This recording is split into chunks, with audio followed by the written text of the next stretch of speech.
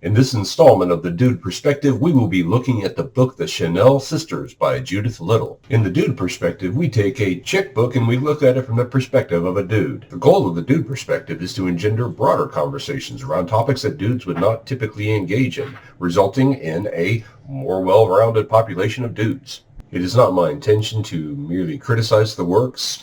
Creating is hard, criticizing is easy, full stop. So Miss Little, if you stumble onto this video, all credit to you, I am at your service.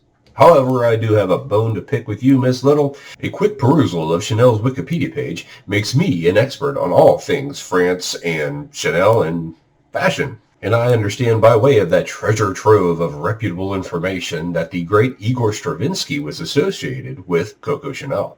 Being a well-rounded dude, I for one am a big Igor Stravinsky fan. It will forever be a crushing defeat for me that Mr. Stravinsky was not included in your book. So as a public service and to ease the crushing defeat that my other fellow dudes might be feeling about the loss of Igor Stravinsky in this book, I offer this cameo of Igor Stravinsky in an 80s spy movie. My name is Igor Stravinsky. Igor Stravinsky. With that said, let's get on with the dude perspective. Today we'll be talking a lot about belonging. Even as a dude, I am aware of the importance of the name Chanel. Well, of course, that's all about looking good and smelling good, which anybody who knows me well will tell you that I'm pretty much an expert in both of those topics. Oh, by the way, I was being sarcastic. Any of you who caught my review of the book The Promise by the gracious and charming Anne Weisgarber will be interested to know that Judith and Anne are in the same writing group. This book was recommended by Anne, and so I pass that recommendation on to you before I offer my own thoughts. The backdrop of this book is France around the turn of the 20th century. We follow the lives of the Chanel sisters from the perspective of the youngest, Antoinette. Now, I know what you're thinking. Of course her name's Antoinette. Every French girl's name's Antoinette. I mean, there's a law or something, isn't there? Well, you will be thrilled to know, dear viewer, that French girls can also have names like Gabrielle and Julia, apparently, because those are the names of Antoinette's sisters. My Audible review for this book was titled Straining Against Convention, and I gave the book 3 out of 5 stars. I assume that the ladies will likely rank this book higher, and that my ranking of 3 stars has to do with my dude-addled preference that the primary utility of words is the conveyance of information rather than what this book does, which is not that. If you were thinking about reading this book and was wondering if I was at odds with Anne Weisgarber's recommendation for the book, I don't think that's the case. Judith Little works on some pretty cool themes in this book, like the aforementioned theme of belonging, the theme of convention, and of course love. I think the author does a notable job in making the sometimes inconsistent and irrational life of this historical figure nowhere near understandable, but at least relatable. The Chanel Sisters speaks to us in 2021 in the handling of topics such as rapidly changing societal norms and what it means to want something better. And spoiler alert, if you don't want to know what happens in the book, this is where you want to stop watching. But as an added incentive to keep you on the video, I promise not to attempt any French lingo, not use any old tired jokes about the ineptitude of the French military, and I won't even use clips of the French knights from the historically accurate documentary Monty Python and the Holy Grail. I lied. Hello, daffy English kniggets and Monsieur Arthur King, who has the brain of a duck, you know. So, we French fellows are with you a second time. How dare you profane this place with your prince?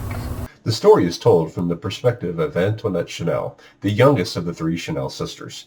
The sisters are the progeny of a not-so-devoted peripatetic salesman and a devoted but sickly mother. In this dichotomy, we get a glimpse of one of the book's thematic complaints, the unreliability of men, and the exposure of women as a result of the lack of reliability. In turn, we see Antoinette's mother, elder sister, and ultimately Antoinette herself succumb to what we used to call consumption, and what we now know as tuberculosis, each exposed to the disease as a result of the men in their lives. The sisters are raised in a convent after having been deposited there due to a lack of utility in the eyes of their poor relatives and family.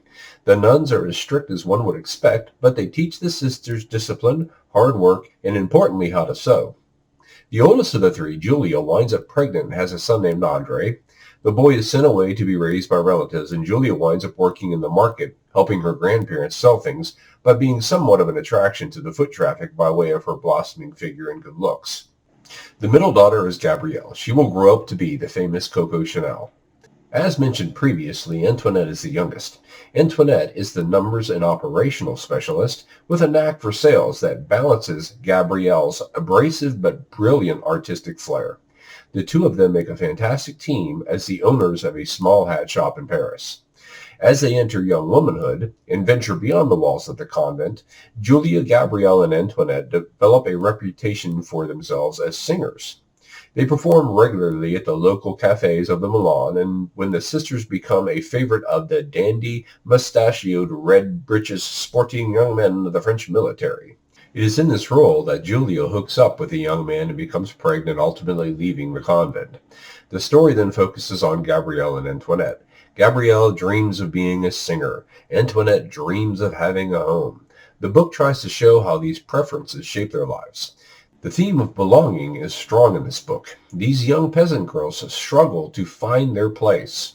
Early 20th century France is rigidly class-structured. The people in the lives of the Chanel sisters are regularly applying advice to what they should aspire to, what their something better should be. The nuns, of course, set that bar unacceptably low to Gabrielle's way of thinking. The men they sing to set the bar inappropriately outside, offering a tangential mistress role to the better role of wife. The artisans of the time set the bar unacceptably powerless by the exclusion of the sisters in terms of both guilds and access to capital. From the Milan, the storyline moves to Vichy, as Antoinette is offered a job in a hat shop there. Gabrielle starts throwing herself around while Antoinette is portrayed as waiting for a husband. In Vichy, Antoinette learns much about hat making through exploration and reverse engineering of the hats the shop sells and makes. Antoinette also meets a South American horse breeder and polo player from Argentina named Lucho Harrington. Lucho is already married through some odd and loveless arranged marriage, but there is obvious attraction between Lucho and Antoinette, and they remain in contact as Antoinette receives news of her sister running a hat store in Paris. While Antoinette is learning about selling and making hats in Vichy, Gabrielle lands in a semi-stable relationship with a well-to-do guy who she loves but never manages to settle down with. His name is Boy or Boyd or something. This dude offers her the use of his apartment in Paris, and Gabrielle sets up a hat shop there, where she makes hats that defy the overly ornate fashion of the times. Antoinette moves to Paris to help Gabrielle with the hat shop. The venture takes off and eventually winds up replicating into new stores and locations, including clothing and, yes, eventually perfume. While this is all happening, World War I breaks out. Lucho feels compelled to do his part in the war, and before leaving, begs Antoinette to find someone else and move on. After the war, Antoinette hears nothing of his whereabouts, and eventually meets a handsome aviator 10 years her junior. They marry, and this Oscar fellow brings her back to his family in Canada. Antoinette eventually gets word of Lucho via his gay brother, who is a dance instructor. Again, I think there's some kind of law to that. Antoinette dumps her American husband and goes to South America to be reunited with what is left of Lucho Harrington. He is suffering from PTSD-like shock symptoms. Doctors explain that his brain is dying and there isn't much to do about it. In the meantime, Antoinette has developed a nagging cough that she is unfortunately familiar with. The book ends with the suggestion that they perish simultaneously. Among the things I didn't like about this book, the French language. I listened to this book on Audible, and to my American ears, the proper nouns were a mush. What makes it hard to follow the story? It's one thing to call some guy Larry or something like that, and another thing to call them Boy, Boyd, etc. I still don't know what that guy's name is. And I looked around on the internet. I don't want to go buy a copy of the book just to know whether or not the guy's name is Boy or Boyd or something. Same thing happened when I started listening to the Brothers Karamazov. I had to give it up for the same reason. The narrator was so enamored with their ability to apply what I have to assume to be proper Russian inflection that they made the book impossible for anyone but someone familiar with Russian to follow. I mean, every name is like blah blah blah of. Johnson on Mikhailov, Bratman Petrov, Pav against whoever of. Everybody's called Peter. I also thought this book suffered from a weak ending. It seems like a lot of these chick authors feel the same way. The authors are decent storytellers, but they spend a lot of time on weird topics like the importance of the aforementioned red pants. Apparently, this effort is taxing on their creativity because it seems like they hit a wall eventually and decide, okay, I just got to end this thing now. And they drop the story abruptly. This ending did not feel natural. It felt forced. I assume that had at least something to do with the fact that there are aspects of Coco Chanel's life post-World War I that would have been inconvenient to the book's narrative. And straddling from dislike to like, let's talk about so bad it's good. There is this one dreadful line that the scene is set against the tango dance craze that took place in Paris in the 1910s. Lucio Harrington has this aforementioned dance brother, and he comes to Paris to teach the ladies how to properly tango. So Judith Little is making a big deal of the way the little brother injects fun into the dance, where Lucio was all about the passion. So at one point, Lucio gets up to dance with Antoinette in this steamy scene, and it culminates with Lucio telling Antoinette that he would teach her the true tango. Jeez, Judith Little has this fantastic economy of words, but for some reason she found it necessary to actually write that line. My reaction was a more mirthful version of Marge's reaction to Homer's previously referenced sarcasm. Well, duh. In a final dislike, this book suffers from the same problem that The Four Winds by Kristen Hanna suffered from, an inability to not complain about men. Once again, an author who demonstrates an ability to use the English language and the French language has to explicitly state that the Chanel sisters had to deal with unreliable men in their lives. I consider that this was obvious in the book's narrative, and explicitly stating things like this comes across as amateurish. To quote Marge Simpson yet again, well, duh. And what I liked about the book, I was glad to learn the importance of red pants in the wooing of the fairer sex. Apparently this is an important thing. Not that there's anything wrong with that, right? I also thought the author got a lot of mileage out of her words. The times the books are set in are complex and narratively demanding. Miss Little did a respectable job of balancing storyline with character development, and I thought a fairly decent motivation matrix for each character. The characters might be thin at times and hopelessly naive, but they are consistent. So come on, get to the point. What's the dude perspective on the Chanel sisters by Judith Little? Well, I ask you, dear viewer, what is one to do if one is born the wrong sex, in the wrong class, with dreams of something better that do not conform conveniently to the options provided by society? Well, if you're Gabrielle Chanel, you undermine that society and replace it with something more agreeable to your strengths.